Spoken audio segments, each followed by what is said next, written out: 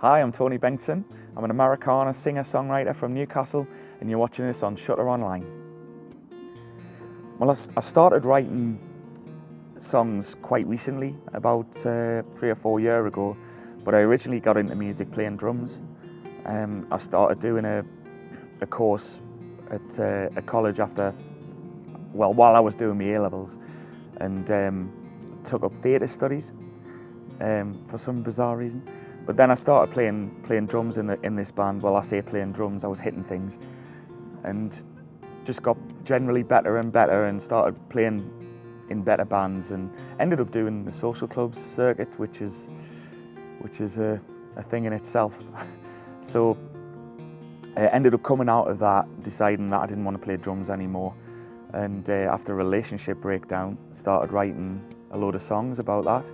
I had a friend who worked at Washington Arts Centre who decided he wanted to record a couple of songs of mine. So we went in and produced a little EP, and I decided that I liked doing this kind of thing rather than playing the drums. So I just took it up that way, I suppose. There's a lot of things that influence my songwriting. I guess the main thing is other songs. I listen to a lot of kind of country and folk and Americana music, so I'm just really a fan of melody and big choruses, I guess. I do write, well, I would consider myself a pop writer really. Like I say, I do like a big chorus, but I think the main thing for me is experiences. I kind of tend to wear my heart on my sleeve when I write, so I think that's a really important thing for a songwriter.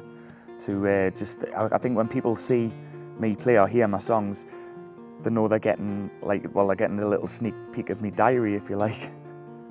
My live sound is generally, I would say, better than the recorded sound. I find it's really difficult to try and recreate that live sound in the studio because it's a false environment. So I think if you are going to hear us, then I'd much rather you saw us live, because I'm much more animated, and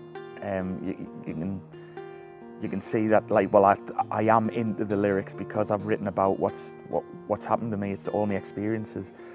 As regards cover versions, I don't tend to do many covers unless I'm doing a Saturday night in a local pub or something. Then the locals will demand it. But if I can get away with about 60% originals in that set, then I'll be quite happy. I just love playing my own songs, I think, and having people applaud your own stuff is far better than having people applaud a cover that you might do. What I'm looking at now that I've got the band together, is trying to get into the festival circuit. So I think for me, it's going to be more like June, July, August that I'm looking at, trying to get along, like I say, the festivals.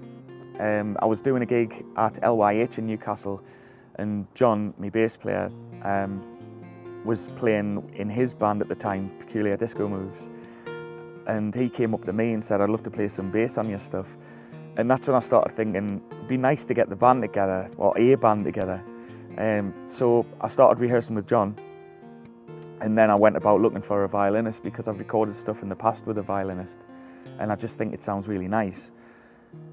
So we went looking for a violinist, and then I got a phone call from him saying that his girlfriend would be interested in doing it, Rachel. Now, Rachel plays in a band called Bellowhead, who just won the Radio 2 Folk Award. So I was quite gobsmacked that she'd want to be involved with my stuff. So I've been rehearsing with Jonathan and Rachel for the last, I would say, well, nigh on a year. Then I got Paul involved playing guitar, who did the first album, because he knows the majority of my music anyway, and knows how I like it to sound. And Jonathan plays in a band with a lad called David Francis, called Legohead, and he roped him into playing drums for us. So I've got a 5-piece band now, and it just sounds amazing. My songwriting technique differs depending on the song and depending on what mood I'm in. I think, generally speaking, something has to happen, or maybe I'll get 2 or 3 songs out of something that's happened. But when I write, I kind of write 2 or 3 songs in one go. I'll usually come up with the melody and the chord progression first, and then fit the lyrics around that. But once I've got the chord progression and the melody there, then what I'll do is I'll just sit down, usually get drunk and write a lot of lyrics. And it usually takes us between 15 minutes and 20 minutes to write the songs, or to write a song. If it takes any longer than that, then I generally tend to think I'm wasting my time and it gets binned.